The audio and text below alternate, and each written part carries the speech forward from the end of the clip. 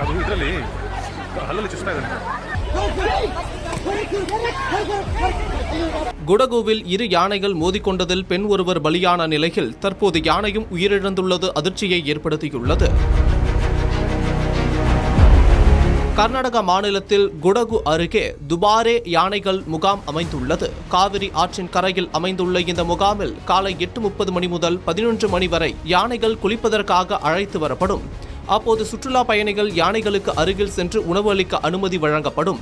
இதனால் இந்த இடம் அதிக அளவில் சுற்றுலா பயணிகளை ஈர்த்து வந்தது.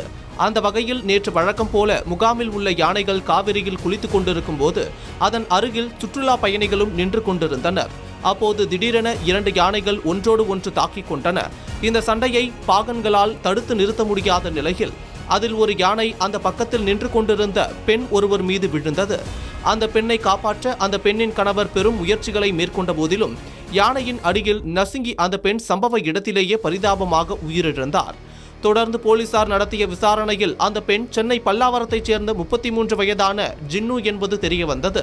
இந்த நிலையில் சண்டையிட்டுக் கொண்ட இரு யானைகளில் ஜெய் மார்த்தாண்டா என்ற பெயருடைய ஒரு யானைக்கு தீவிர காயங்கள் ஏற்பட்டன. இந்நிலையில் அந்த யானை இன்று பரிதாபமாக உயிரிழந்தது. நேற்று நடைபெற்ற அந்த மோதலுக்கு பிறகு ஜெய் மார்த்தாண்டா யானைக்கு 6 இடங்களில் ஆழமான காயங்கள் ஏற்பட்டன. அந்த யானைக்கு கால்நடை மருத்துவர்கள் சிகிச்சை அளித்து வந்த நிலையில் யானையின் உடல்நிலை இரவு முழுவதும் கவலைக்கிடமாகவே இருந்ததாக தகவல்கள் வெளியாகியுள்ளது. இந்நிலையில் ஜெய் மார்த்தாண்டா யானை இன்று உயிரிழந்தது.